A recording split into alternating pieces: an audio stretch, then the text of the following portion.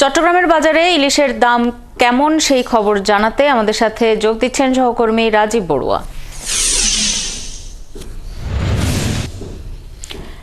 রাজীব, চট্টগ্রামে পাইকারি এবং খুচরা বাজারগুলোতে ইলিশের দাম কেমন সেটি জানাবেন এবং দাম নিয়ে ব্যবসায়ীরা কি বলছেন আর ক্রেতাদের প্রতিক্রিয়া কি? চট্টগ্রামের বাজারে আসলে অনেক ধরনের ইলিশ পাওয়া যায়, যেগুলো চাঁদপুর এবং নোয়াখালী থেকে যেসব ইলিশগুলো আসে সেগুলোর দাম কিছুটা বাড়ছে।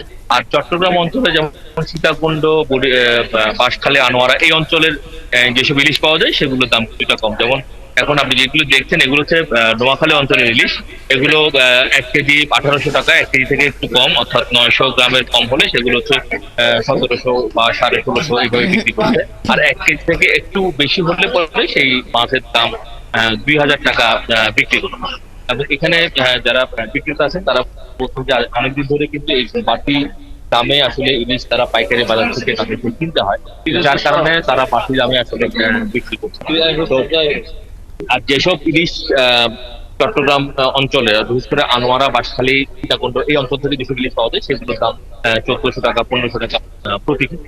আপনি জানেন যে গত 23শে জুলাই যে 65 দিনের যে নিষেধাজ্ঞা, সেইটি নিষেধাজ্ঞা প্রত্যাহারের পরে যখন সাগর যখন মাছ ধরতে যায় তখন জেলেরা বলছে যে তারা গিয়ে কিন্তু আশানুরূপ মাছ পায়নি এবং তারা একটা অভিযোগ জানিয়েছে যে তারা যখন আসলে নিষেধাজ্ঞার আওতায় থাকেন তখন মূলত প্রতিবেশী দেশ বিশেষ করে মায়ানমার এবং ভারতের জেলেরা তাদের এই যে বাংলাদেশের ঢুকে তারা ইলিশ মাছগুলো আসলে সংগ্রহ করে, যার কারণে তারা এই বছর কিন্তু আশানুরূপ ইলিশ পায়নি। এবং মৎস্য অধিদপ্তর চট্টগ্রামের কর্মকর্তা তিনিও বলছেন যে গত বছর 23শে জুলাই থেকে এই পর্যন্ত, তো গত বছর নিষেধাজ্ঞার পরে গত বছর সংগ্রহ হয়েছিল 2204 মেট্রিক টন।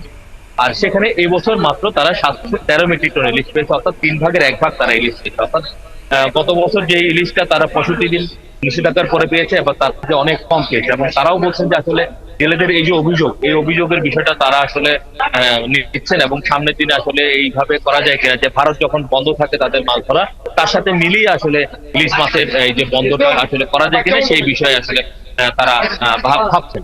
এবং ক্রেতারাও বলছেন যে আসলে এই মানে 1 কেজি মাছ যদি 2000 টাকা হয় বা 1 কেজি করে যে মাছগুলোর দাম 2000 টাকা, 1 কেজি 2000 টাকা মাছ কিনে খাওয়াটা কষ্ট হয়। ফলে এখানে বাজার মনিটরিং এর যে বিষয়টি সেটি আসলে তারা বলছেন যে বাজার মনিটরিং যদি জোরদার করা যায় তাহলে সেই ক্ষেত্রে হয়তো মাছের দাম কিছুটা কমতে পারে।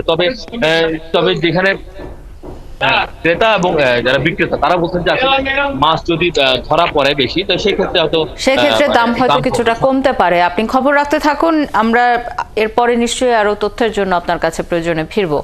যুক্ত হয়েছিলেন চট্টগ্রাম থেকে সহকর্মী রাজীব বড়ুয়া।